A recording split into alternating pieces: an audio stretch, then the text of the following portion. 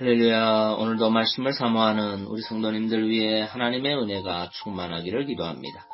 오늘의 성경 통독은 욥기 7장에서 9장까지의 말씀입니다. 오늘은 욥기 7장의 말씀을 통하여 살 소망이 없는 곳에서도 건지시는 하나님의 구원 역사를 믿읍시다 라는 말씀으로 은혜를 나누겠습니다. 오늘의 본문 욥기 7장 8절 말씀입니다. 나를 본 자의 눈이 다시는 나를 보지 못할 것이고 주의 눈이 나를 향하실지라도 내가 잊지 아니하리이다. 아멘. 욥기 7장은 고통 가운데 부르짖는 욥의 탄식과 기도의 내용입니다. 8절을 보면 당시 욥이 자기 생명에 관해 어떤 위기의식을 가지고 있었는지를 알 수 있습니다. 나를 본 자의 눈이 다시는 나를 보지 못할 것이고 주의 눈이 나를 향하실지라도 내가 잊지 아니하리이다 라고 고백합니다. 여기 보면 그는 자기의 죽음이 임박했다고 보았습니다.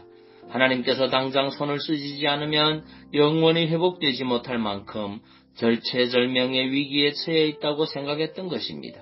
이를 달리 표현하면 하나님께 마지막 남은 소망을 거는 것일 수도 있겠지만 다른 한편 회복의 소망을 완전히 잃은 상태에서 오직 죽음만을 기다리는 것으로도 풀이될 수 있습니다. 우리 역시도 이와 같은 상황에 처할 수 있습니다. 마치 모든 것이 끝나버렸고 모든 소망이 끊어졌으며 남은 것은 죽음밖에 없다고 절망할 수도 있습니다. 그러나 여러분, 우리가 끝이라고 생각한다고 해서 정말 끝이 아닙니다. 더 이상 어떤 가망도 없어 보인다고 해서 정말 그런 것이 아닙니다. 보십시오. 하나님께서는 사로잡혀간 롯을 아브라함이 이끄는 소수의 가병을 통해서 구원하셨습니다. 다니엘의 세 친구를 평소보다 7배나 뜨거운 풀무에서 구해내셨습니다. 예수께서는 이미 무덤 속에 들어가 썩어 냄새나는 나사로를 구원해내셨습니다. 무엇을 말해두는 것입니까?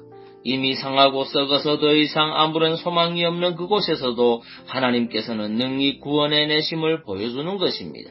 그렇습니다. 우리 하나님께서 구원하시고자 하면 구원 못 받을 상황이란 없습니다.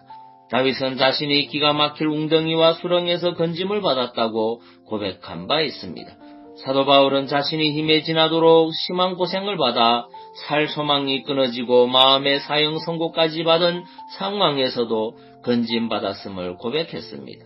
이러한 사례들이 없다면 극한 고난 가운데 있는 이들을 향한 위로는 단순히 빈말이 될 수 있습니다. 당장 듣기는 좋아도 한쪽 구석으로는 공허할 수밖에 없습니다. 그러나 성경에는 이러한 사례들이 너무도 많습니다. 그래서 성경은 우리 예수님을 꺼져가는 심지를 끄지 않으시는 분, 상한 갈대를 꺾지 않으시는 분으로 묘사했습니다. 그는 쉬하지 않고 낙담하지 않는다고도 했습니다. 무엇을 말해주는 것입니까? 우리는 본문의 욥과 같이 이미 기력이 쇠하고 낙심해서 모든 희망을 잃고 절망할 수 있습니다. 이것이 인간입니다. 작은 시련에 크게 흔들리는 것이 인간입니다. 하지만 우리 예수님은 다르십니다. 우리 주님은 어떠한 최악의 상황에서도 기력이 쇠하거나 낙심하지 않으십니다. 그분은 구원이 있다고 말씀하십니다. 구원하실 수 있다고 말씀하십니다. 가망이 있다고 말씀하십니다. 그러므로 오늘 우리도 이 마음을 가져야 합니다.